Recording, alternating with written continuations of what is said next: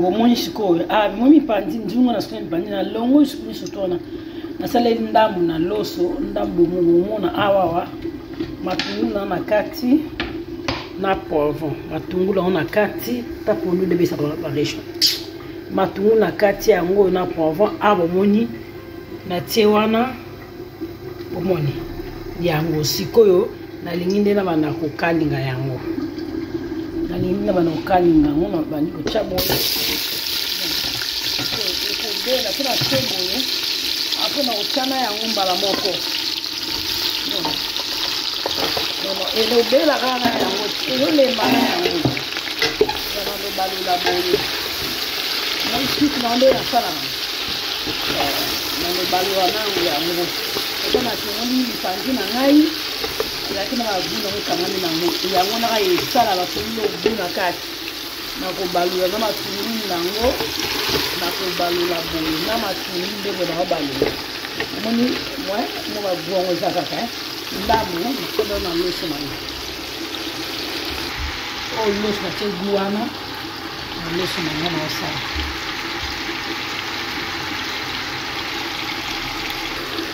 kama kasi na obalo ti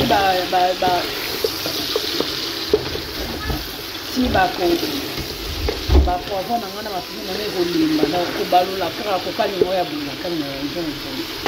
bon otema ezaki ba suka ezaki mwa mingi ba sote tika na se mai kini sote tika ba sote na se na longoli mpanya na te awa suka ne tikali na tina loso na ngai ndambo ya sumu ezaki na mipandi yango esali na kalinga ngo mon basi baso si ekobela ondupe yango ekoma suka kalami te ondupe yango ekoma kalami te ekilo wapisha na longoli yango eto wakalami te on kalate ondo apisha ensuite na onde comme après ezokotoka badine wa mota mukie izo kaningama pondu na ngai yango sikoyo na balola yango ba biso na balola yango ezotoka ozela vapeur bomoni awa bomoni ebeli bomoni ebeli kitoko elembi na kalingi yango bomeka yango eza vraiment kitoko bozela vapeur kitoko na kalingi bolole pondu na ozela maye kita omoni eza simple to manana bino to saisonner bobine na sala kiango na live sikonde na nanga sabino résultat na ondenge zali boye donc oli yango ato lali lobi ezala sekite kitoko kaka na kalingo na njungu matungulu pesa wana omoni ba poivron rouge pesa wana tina se wana eza wana omoni vraiment kitoko suboze la pondu ezana na mai po mai sila ndela na bini mai di na pe ozonge na bino bandeko yango bozana na sila pondu na nga ya pichard esili pondu ya mbila na mafuta o pondu ya pichard na mafuta ya mbila o ya pelizette benga na ya pelizette buna o yango mafuta na boso mafuta bo sepela bato yo bazaki na live na YouTube nde ba comprendre recette na sali pondu ya pichard na chama mafuta mbina basi na huile mkebo bango ba yibi recette na ti awa bato na sabuto sa live na YouTube nanga yango yo na sala rango na mipandi bomoni mipandi bino mo bomoni mipandi bimi kitoko na de na soko mipandi na de na tsanye sotu bomoni donc pondu yango yo pondu yango yo bomoni pondu pete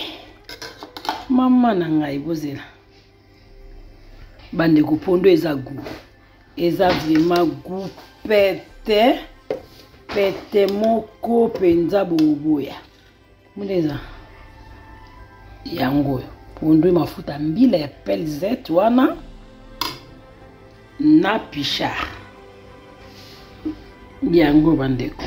merci de boya ki na live na nga bo soutenir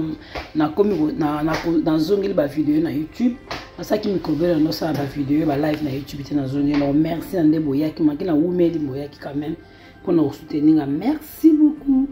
pour ndo bo meka pondu ya pisha kitoko mafuta mbila kitoko vraiment donc moi pour moto ezali vraiment exact kitoko vraiment ça ni exact vraiment kitoko makasi bomekamo loso wana moni bagu oyo ba soupe oyo etikalaki ya nini ya mipandi nanga yo na sala ki loso. Merci beaucoup, abonnez-vous na chaîne Mandi Boza décidé ba to comprendre recette o ba kotaki na YouTube nanga so bo lingi na boke ota bozongeli vidéo nanga ya YouTube nde na sali pondu ya pichana mipandi ya okalinga na nzongo bo mona ngo eza vidéo ya 1 heure de temps après ne bo comprendre de suite ya. Merci beaucoup.